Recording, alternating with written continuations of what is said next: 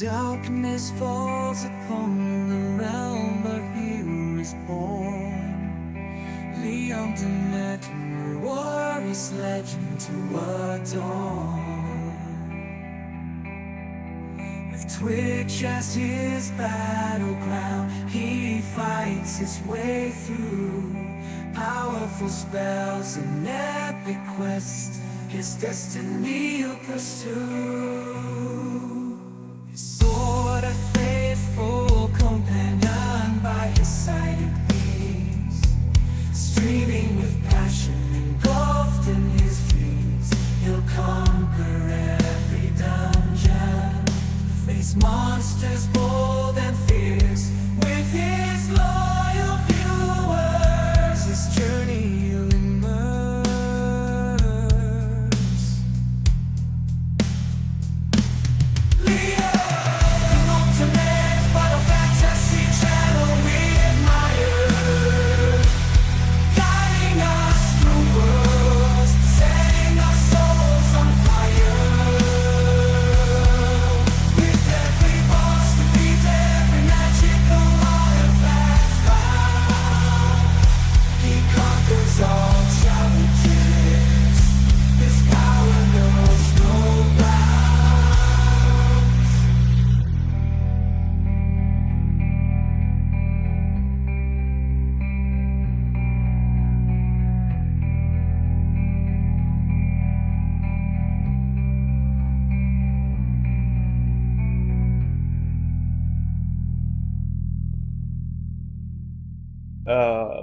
There's a presentation that happened from PlayStation, actually.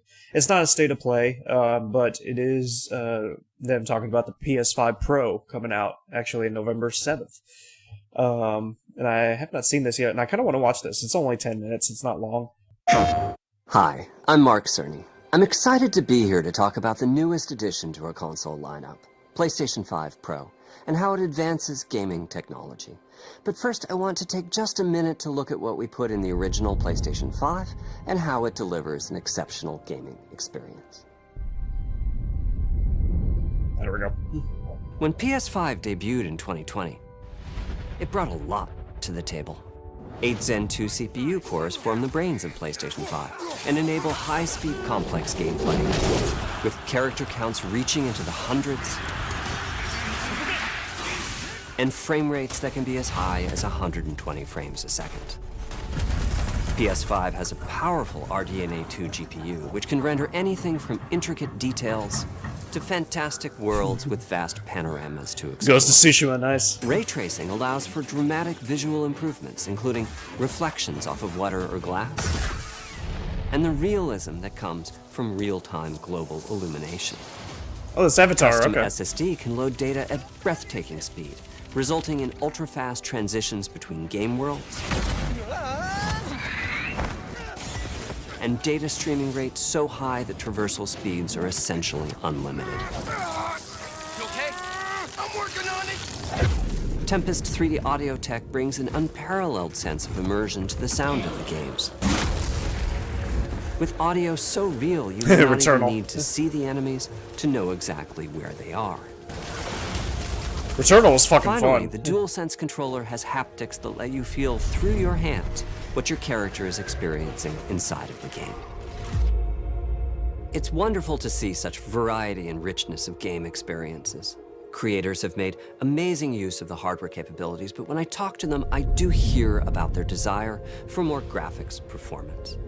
The dreams of the developers are bigger than can be supported at 60 frames per second, and that leads to an aspect of modern gaming that we're all familiar with: graphics. It can be a difficult choice for players. Fidelity modes emphasize the visuals, typically through higher resolution rendering. Last of Us. These modes might also have enhanced detail or use more ray tracing. But the games only run at 30 frames per second. The visuals can be choppier, and the controls less responsive. Performance modes emphasize frame rate and interactivity, typically choosing to run at 60 frames per second, mainly by reducing the graphical detail until those frame rates can be achieved. When asked to decide on a mode, players are choosing performance about 3/4 of the time. Including me. Making that decision, or at least narrowing that divide, is one of the key targets for PlayStation 5 Pro. We want to give players the graphics that the game creators aspire to, at the high frame rates that players typically prefer. To do that, PS5 Pro substantially improves over PlayStation 5 in 3 ways. Here's what we call the Big 3. First, we made the GPU much larger and increased the speed of the memory it uses. The result is rendering that's up to 45% faster. Nice, that's awesome. Second, we made major upgrades to the ray tracing, taking a streamlined and accelerated approach that allows calculation of the rays at double or even triple the speeds of PlayStation 5. I don't think I ever used ray tracing. And finally, we added custom hardware for machine learning and an AI library called PlayStation Spectral Super Resolution, or PSSR for short. PSSR analyzes the game images pixel by pixel and can add an extraordinary amount of detail, which boosts the effective resolution of the games. Game creators are adding PS5 Pro support to new and existing titles, and with the Big 3 involved, the results can be pretty amazing, with graphics showing something like fidelity levels of detail, but at double the frame rate. Here's The Last of Us Part 2 running on PS5 Pro. It has huge amounts of detail and targets a super smooth 60 frames per second. Let's compare this to the fidelity mode on PS5, which is only running at 30 frames per second. I do see the difference. Much choppier. Yeah. This goal It's not much, but I do see it. like graphics at performance frame rates has been achieved for a broad set of titles, including Marvel's Spider-Man 2 and Ratchet & Clank Rift Apart. We can see that PS5 Pro is close to doubling the power of PlayStation 5. Another way to compare the two consoles is to look at PS5 Pro versus Performance mode on PS5, both of which target 60 frames per second. What we see here is a difference in detail. Oh, yeah. PS5 Pro is much sharper and crisper than PS5. Definitely. For this, my favorite is the parade scene from Ratchet & Clank. Distant details are much clearer. And here we can see Marvel's Spider-Man 2 is noticeably higher honestly didn't notice the resolution difference throughout there. the scene, including the trees and procedural cars. There is a difference there, that's for sure. So overall, some remarkable improvement to the games. On PS5 Pro, we can see increased sharpness to the graphics or smoother and more responsive gameplay. This is the Big 3 showing their value. As you've been seeing, machine learning via the PSSR library is being used quite broadly to add pixel detail and boost frame rate. But there are as many approaches as there are game engines. The increase in raw GPU power is being especially effective for Horizon Forbidden West. Apart from the detail boost, that extra graphics power is allowing for improvements to lighting and visual effects, as well as to the hair and the skin in cinematics. It's pretty Open up, damn guys. good. Dwarf's orders. Good enough for me. Ray tracing is finding broad usage as well, particularly when the games are focused on higher frame rates. The faster hardware in PS5 Pro can make a real difference, allowing Gran Turismo 7 to add ray-traced reflections between the cars in gameplay, while continuing to support their targeted 60 frames per second. That boost in ray tracing is also delivering big wins for Hogwarts Legacy, allowing not only for better reflections and a greater variety of reflective surfaces, but also for further realism in the casting of shadows. Oh, cool. I hope you've enjoyed this run-through of We haven't played technology Hogwarts, behind but it looks PlayStation like a 5 pretty Pro. cool game. Simply put, it's the most powerful console we've ever built, and a worthy addition to the PS5 family. Let me wrap this up by giving you a quick look at a number of games running on the new console. You'll never break a legend, 'cause they don't know we are legendary. Don't let me hang it.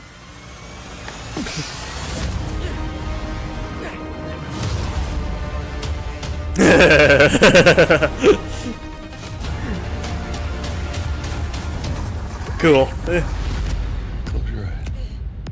It'll be worth it. Okay.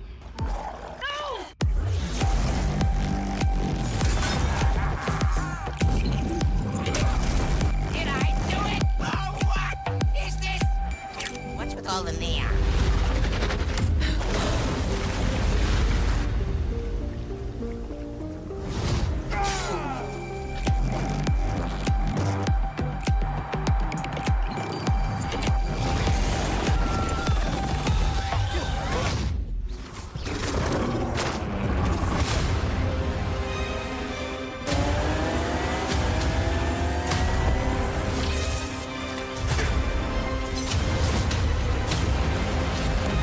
As a first assembly, okay.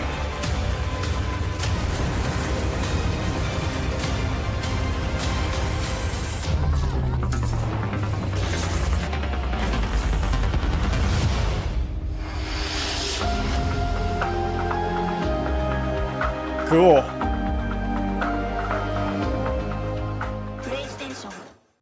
Oh, it's still going on. Cool, so y'all got $700, chat?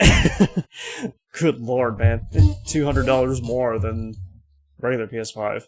But the PS5 Pro, yeah, looks pretty good. I mean, obviously, right? But am I gonna get it? I don't know. Maybe, but maybe not. I might just wait till the PS6, to be honest. I mean, I'm fine with my PS5. And $200 difference is pretty expensive. Like, oh, I mean, I could understand if it was like $100 difference, but 200 is, oof, that's a little much. Yeah, I mean, I didn't even get the PS4 Pro when it came out, but I mean, I might get it, I might not. I don't know. Journey through the realms of fantasy. Leon, the master of chaos, his power sets us free. Screaming through the night as darkness wraps around me. It's the final fantasy on Twitch. He wears the crown.